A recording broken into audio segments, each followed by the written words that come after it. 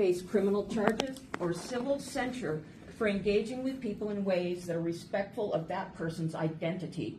And if so, please explain to me why. Yeah. Thank you.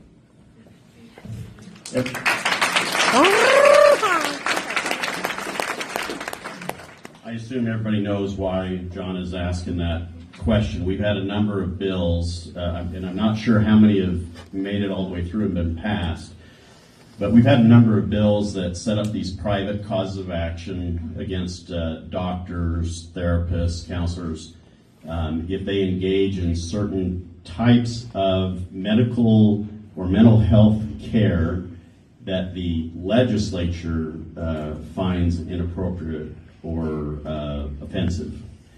And so we have this debate a lot. In fact, I've said to friends, I have never talked about bathrooms and trans people so much in my entire life.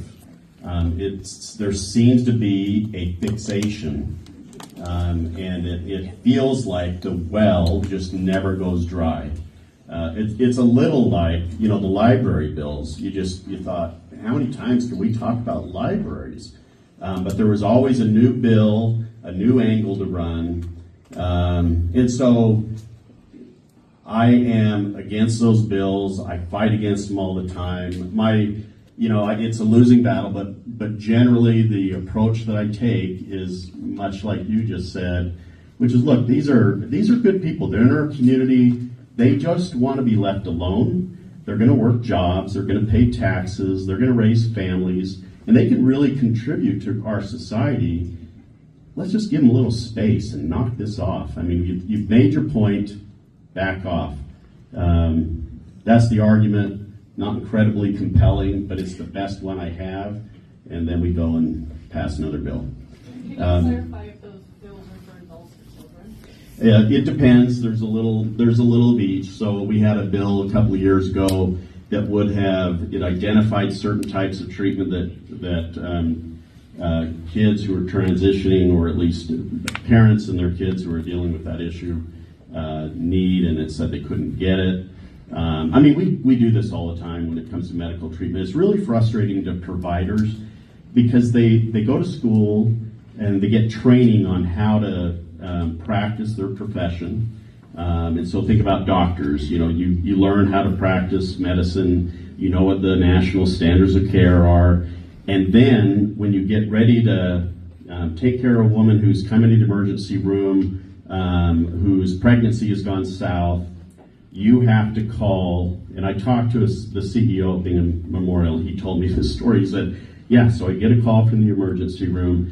They're ready to go in and do the procedure, but they have to call me to say, here's the facts, and we know the law says that the woman's life has to be, I forget the phrase, but it's imminently halfway in dead. danger, but essentially about to die. And so they call the CEO to say, here's the situation. What do you think? Does this qualify?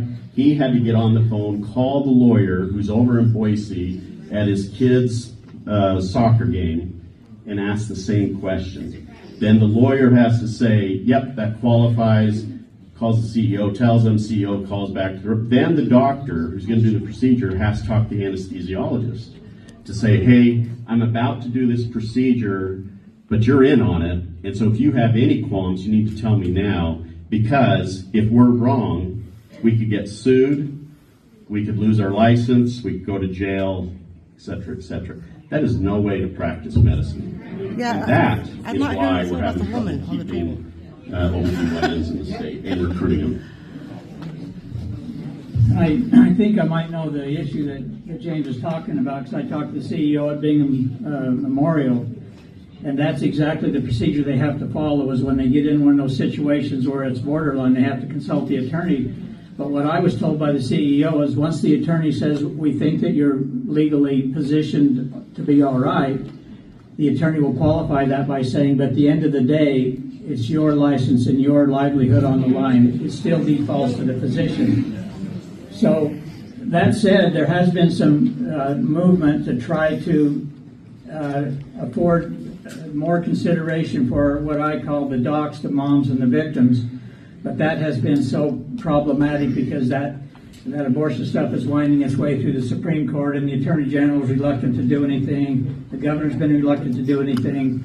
But let me talk a little bit more specific to the question.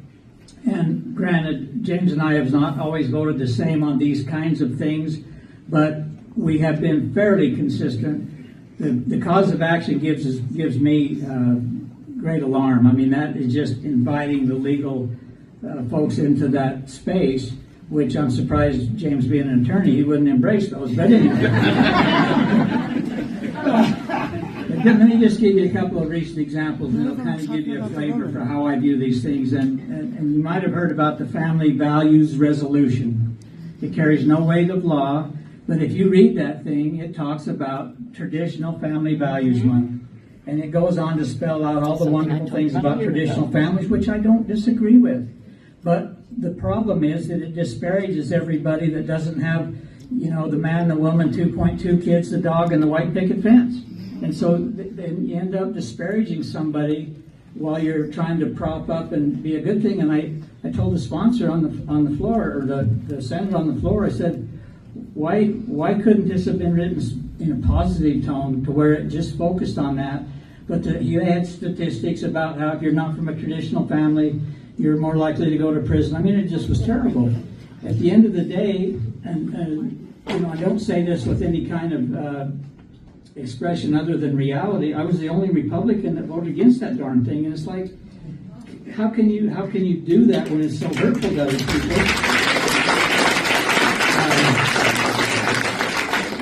And the debate I used on the floor is, my dad, who passed away in November, came from a broken home. And he was the greatest man I ever knew. And so did